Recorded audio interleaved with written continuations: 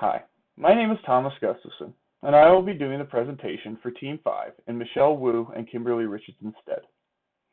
When we started our group, we decided that we wanted to work on something related to Alzheimer's, as everyone in the team has a family member or someone close to them who is afflicted with the disorder. Through a little bit of research, we found alz.org, and we were less than impressed with the organization. We decided that we would redesign the site and around usability and information architecture as our capstone project. We devised 5 major methods to help us achieve our 2 major goals. The first 2, the heuristic evaluation and card sort, would be helping us fine-tune exactly what the site was lacking in. Our third and fourth methods, the treat jack and contextual inquiry, would help us understand how people use the website and what they think about, and help us create our prototype. Then our 5th method, the usability test, was used to gain information on how well we had done with that information and what we still needed to improve upon. Through our research and prototyping, we were able to improve on the majority of what we set out to do, with task time decreasing, errors decreasing, and the Likert scales improving in a positive manner. We did hit a roadblock where we failed to improve, but also did not cause a deficit on our 3rd task, where we asked participants to find an in-person support group. Sadly, we did fail on 2 aspects where we did not think about users apart from the most common sect who will use the nav bar, and we failed to make it obvious that clinical trials and research were connected. When we looked at the original site, we found that their organization was awkward and important items were too deep within the menus. This caused an increase in time and frustration when completing a task. Their naming is also inconsistent and does not address the major concerns of users. This leaves users to being confused and uncertain of where to go.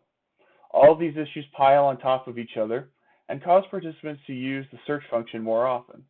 While using the search function is not inherently a problem, it shouldn't be the major crutch on a website. You should only use it if you know exactly what you're looking for, something you've never thought of. So we decided we needed to fix the design to help users understand exactly where to go without having to rely on the search function. After working on fixing the issues found on the previous slide, we were able to alleviate a lot of concerns. However, we still had some flaws. We were still not able to bridge that gap that clinical trials and research are related. This will need to be addressed in order for everyone to be on equal footing. The issue, however, most likely lies in a lack of education on the subject. While we focused on one approach, we also failed to address those who might browse websites in a different manner. This stops our redesign from being all-encompassing and catering to multiple styles of users. We also, due to time constraints and wanting feedback from the same group, introduced a practice effect into our data. This makes some of our results from the 2nd round of usability tests have the chance to not be as strong. Another round of testing spaced out across a longer period of time would be needed in order to confirm what we believe we had learned. While this project isn't supposed to be a complete redesign, a reorganization of the information architecture usually involves minor design changes. The original purple color was kept, as it is the color of the Alzheimer's Association logo, similar to how pink is the color for breast cancer. The top nav bar was kept, however it was moved around, and the secondary links were reduced to 3 from 5, and moved up, and the donate button was moved down into the navigation bar. We added a drop-down menu to allow users to adjust the font size of the website depending on their needs. During our research, we found the original alz.org's drop-down menus did not pass the predictability heuristic of Weisneck and Barker. The drop-down menus were static when clicked, which is good design for people with motor control issues, but they were sometimes glitchy and could display up to a dozen additional links. This really bogs down the information processing. Sometimes the additional pages went 3 or 4 levels deep and did not communicate that is what they were doing very well in their design. We redesigned the links and limited them to 2 levels deep, not including the home page, as well as decreasing the amount of main links you see when you use the drop-down menu. The links work like standard drop-downs and stay static when clicked, and they will become unstatic when you decide to click on it again or choose a different option.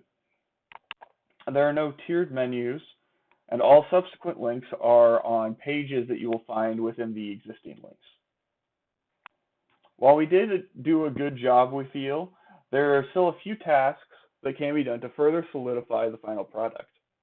We feel that we would need to perform Google Analytics on the website for around a month to better understand what real users are looking for on the site during their day-to-day. We'd also like to fully recreate the entire website and test it out so that we can make certain that nothing is being overlooked and it is working to the best of our ability. Finally, we would like to pair with the team at the Alzheimer's Association, because that might help us increase the speed that we can do all that prototype testing, as well as provide some more needed insight into actions and actual Alzheimer's Association members' thoughts. And we just don't have access to that in our current state. Thank you for listening to our presentation. If you have any questions, please feel free to contact us. We hope you all have a good day.